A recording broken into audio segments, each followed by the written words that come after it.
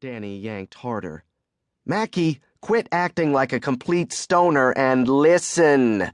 Do you really think someone would pick the bad thing?" "People don't always know what they should want," I said, without looking away from Alice. She had on a green shirt, cut low so it showed the tops of her breasts. There was a yellow blood donor sticker stuck to the front of it.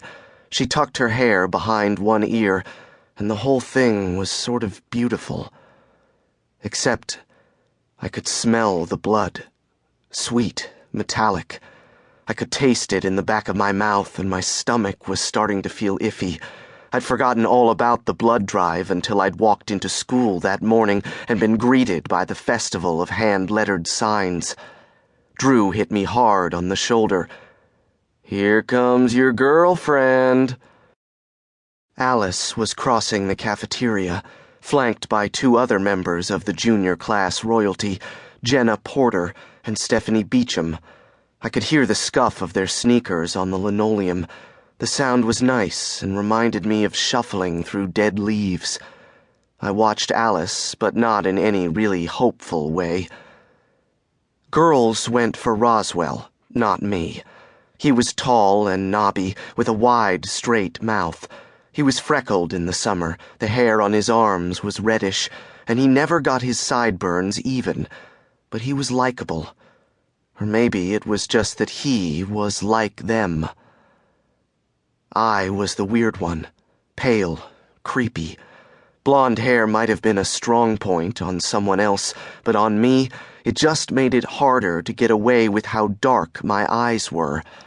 I didn't make jokes or start conversations.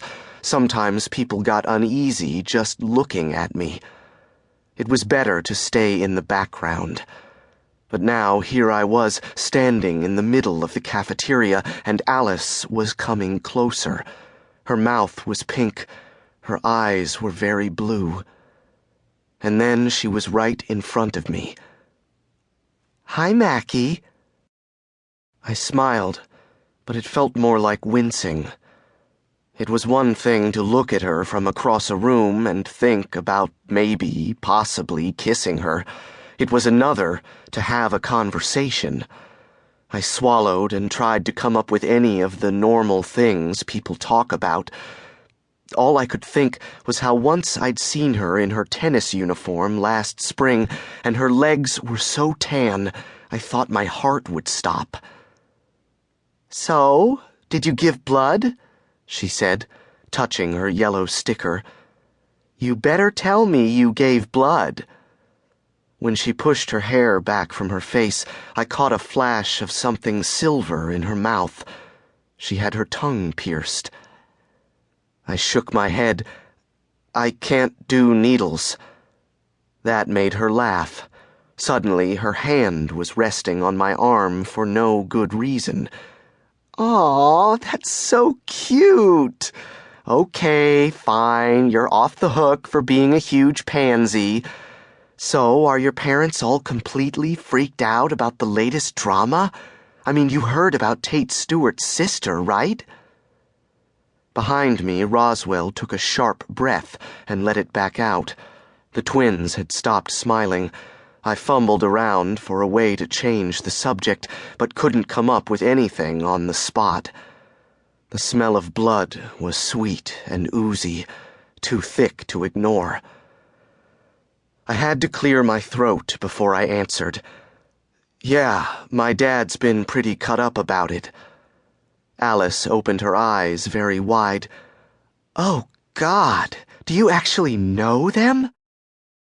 "His dad's doing the service," Danny said in a flat voice. He and Drew had both turned away.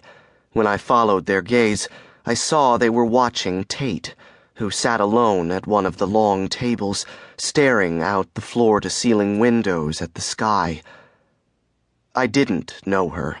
I mean, I'd gone to school with her my whole life, and she lived down the block from Drew and Danny, and I'd had at least one class with her every semester since junior high. But I didn't know her. I didn't know her sister either.